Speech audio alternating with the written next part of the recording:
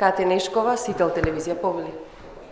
Вчера добивме информација околу местата кои што ги има добиено СДСМ, додека за коалициските партии не објавивте имиња. Може ли да ни кажете, например, четврто место во изборна единица 1 или петото на кого ќе припадне, или пак, например, во вашата тројка, четвртата позиција? Зборам за првите неколку позиции кои што знаеме дека се добитни, или во шестата веќе третото и четвртото, ајде првата го знаеме дека е Билалка Сами. Односно, дали например Морачанин на која позиција е од Дом, или Фадил Зендели од Беса на која позиција е.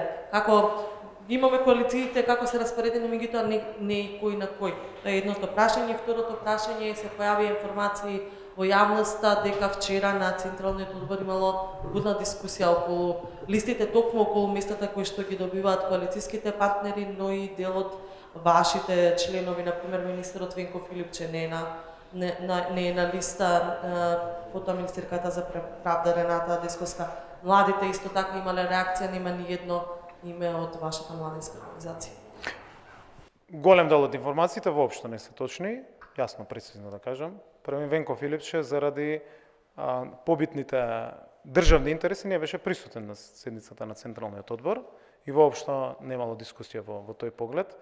Младите се застапени целосно согласно статутот и ние сме единствената политичка партија која што на последните избори 2016 година на добитни позиции поставивме 8 членови кои што се под 32 години и секако дека согласно овластувањето од Конгресот дадено на претседателот за финално финализирање на листите и на целокупната документација која што треба да биде доставена до Државната изборна комисија, секако дека претседателот го има властувањето за одредени општински организации во делот на поделните листи, на коалициони партнери или слично да ги допрецизира и донесе одлуките. Меѓутоа, Централниот одбор во многу демократска, кратка, еуфорична атмосфера ги утврди и поздрави листите и предлогот кој што го изнесе претседателот Заев. Секако ние сме најголемата коалициона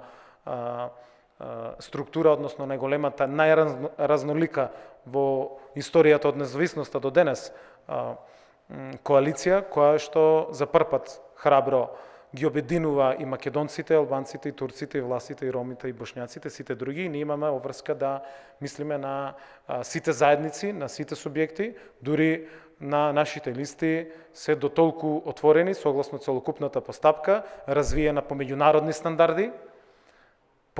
стандарди, водена постапка во целиот овој период. Да подсетам, низ таа постапка дојдовме до конечните решенија и во најголем дел се луѓе кои што на анкетите, особено во големите градови, биле први на сите споредбени анкети кои што сме ги направиле. Тоа е во Велес, тоа е во Штип, тоа е во Прилеп, и ние се државме до интересот на граѓаните и пораката која што граѓаните ја праќаат. Дел од коалиционите преговорите, разговорите со коалиционите партнери се завршени во принцип. Пред се разговаравме во делот на програмската понуда, во делот на петте столба, во делот на интегрирањето на програмите на Дом, на Демократски сојуз, на БЕСА, на ЛДП, на СДП, на целокупната оваа најголема коалиција до сега, и тој дел е затворен. И вчера Конгресот донесе одлука и за формирање на коалицијата, подпишување на коалициски договор и ја утврди програмата. Остануваат уште некои детали во делот на кадровските прашања на коалиционите партнери. Во голем дел се завршени. Маја Морачанин ќе биде четврта во трета изборна единица. Тоа го знам. За другите ќе ги објавиме во рамки на законскиот рок на поднесувањето на листите до Државната изборна комисија. Меѓутоа, целосната кадровска понуда за прв пат помина низ еден нов начин на селекција, нов начин на развој на кадри. Се направија интервјуа со голем број на кандидати кои што и не се членови на СДСМ.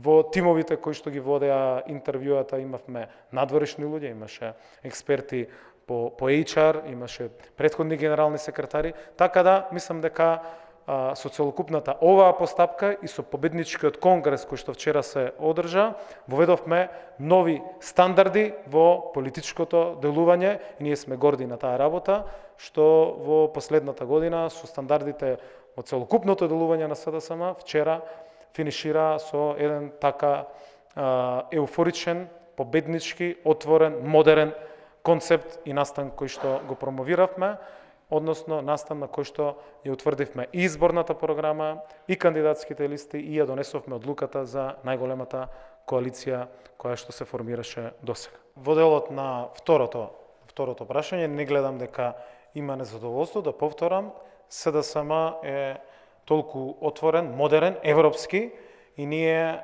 тој капитал го носиме уште од 2016 година, кога луѓе кои што не се дел од СДСМ беа поставени на добитни позиции, беа исклучително вредни, посветени пратеници кои што работеа за интересите на граѓаните и со целокупниот начин на функционирање и системот на функционирање кој што е поставен во партијата, воведуваме нови високи стандарди кои што се многу далеку за било која политичка партија, а многу далеку се за ВМРО-ДПМН или за било кој од опозицијата. И затоа формиравме најголема победничка коалиција со 26 политички субјекти. На нашите листи има луѓе кои што значат за средините во кои што живеат, кои што имат интегритет и кредибилитет и кои што одработија во овој период за стратешките интереси на државата. Еве само да потенцирам, бидејќи целосно сум запознат со